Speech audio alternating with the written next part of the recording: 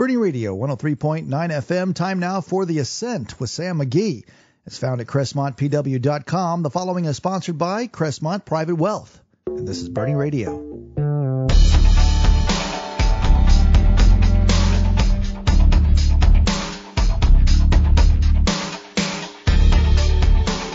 Welcome to Ascent, presented by Crestmont Private Wealth. This is Sam McGee, CEO and owner of Crestmont Private Wealth in Bernie and in Houston.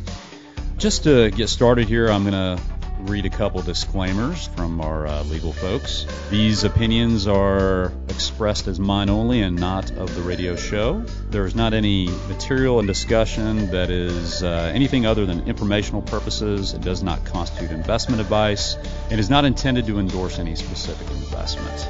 So with that out of the way, we're going to talk a little bit about the Ascent relating to those that work in the energy sector.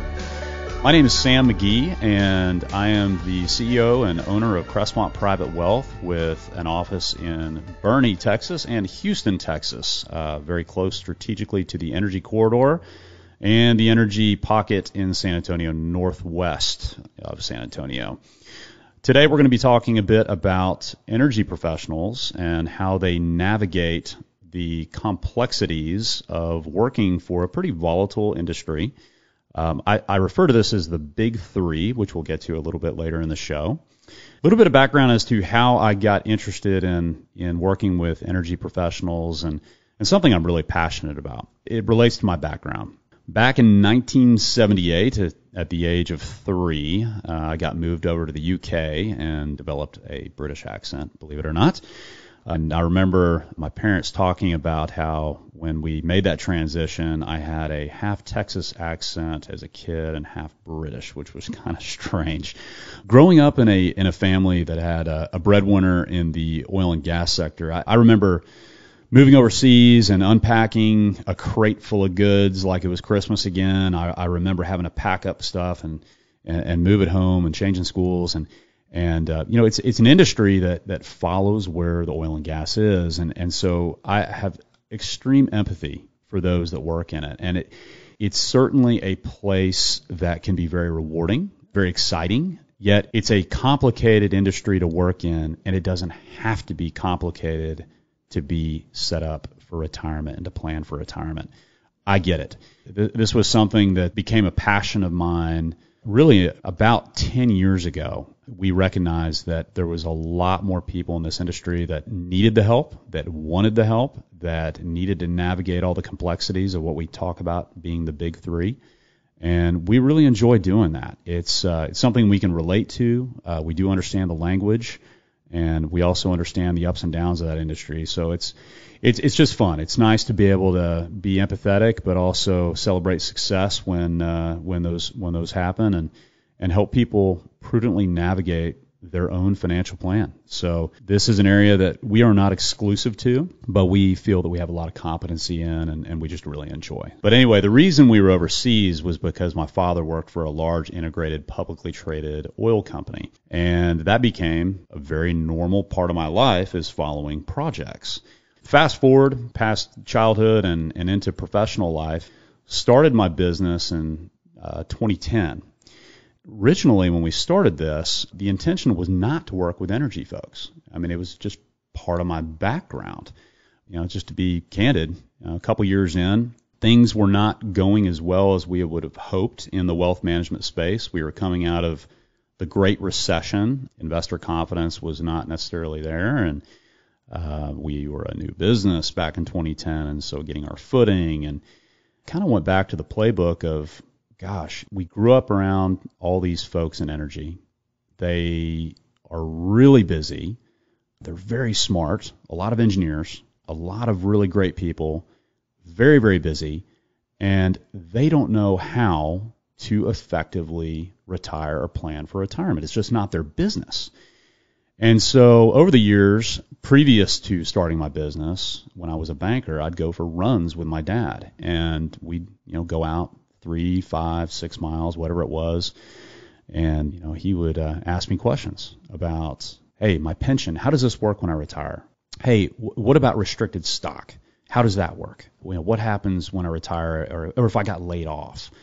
what happens if my boss comes to me and says, hey, we're downsizing? What does that mean in terms of tax implications if I were to be laid off and get a severance package?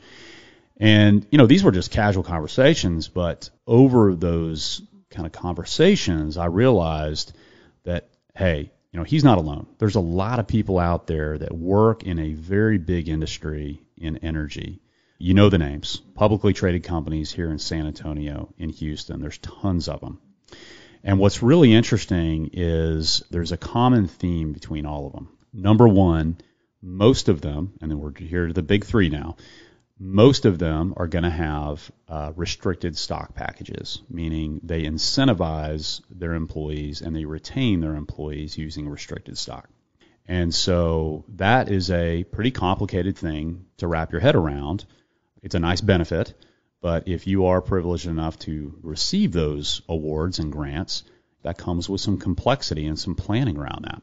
A lot of these companies also have merit-based bonuses and packages, and those can be very complicated or they can be very plain vanilla. So when it comes to restricted stock, it can be very easy for those that work in that industry to get really comfortable with a risk that maybe they don't realize they're taking. There's also some tax implications around restricted stock, whether you retire or you're laid off or you take another job. And so there's little moving pieces around that we like to study and we like to understand and advise on and help people navigate. So that's the first of the big three that we talk about. You're listening to The Ascent presented by Crestmont Private Wealth. My name is Sam McGee, CEO and owner of Crestmont Private Wealth with offices in the Houston and the Boerne area. Next up, we're going to talk about the second of the big three, which is the retirement plans, which is 401ks and pensions related to those that working in the energy industry. This is sort of what I call the set it and forget it money, right? It's pretty common to be able to have a 401k with a match. Most people that work in the energy industry are going to have a 401k. Every year they take a look at the max contributions. How much can I put in there? And make sure you get the match, of course. But then there's also a pension, and those changed over the years. There was what we refer to as legacy pension plans, and then cash balance plans. And those really changed in the 2000s. It is a very big deal to understand what you have. There are a lot of folks that are still working at energy companies that have these legacy pension plans, very much tied to interest rates, very much tied to their final earnings, but it depends on the plan, right? One energy company that may be a downstream company, not to be named, or an upstream company, not to be named, may have very different calculations in how you can receive that benefit. It may be that you have a varying degree of a lump sum, or you could have a joint and survivor payout. And if I've lost you at this point, well, hey, guess what? That's why you need to talk with us, because it is complicated. There are a lot of facets that maybe aren't understood in these plans.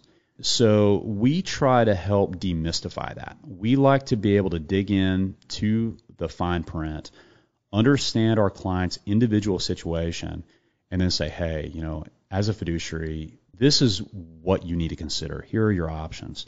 So that's the second of the big three. And, I get it. You work for a long time. It's probably something you look at once a year.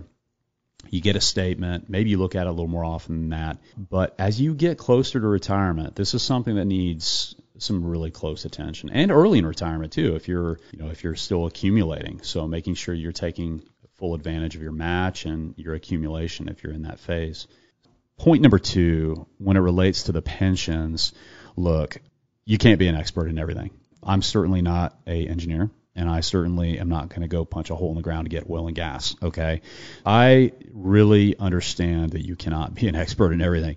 So on point number two, as it relates to the pension and the 401k, we try to make it simple. We try to help explain things in a way that's understandable, approachable, where you can make the best decision. There are a lot of dynamics that go into decisions surrounding how you prepare for retirement and what to do at retirement. I mean, even the little things like going and getting your paperwork notarized, right? I mean, just people don't think about that stuff, and we do.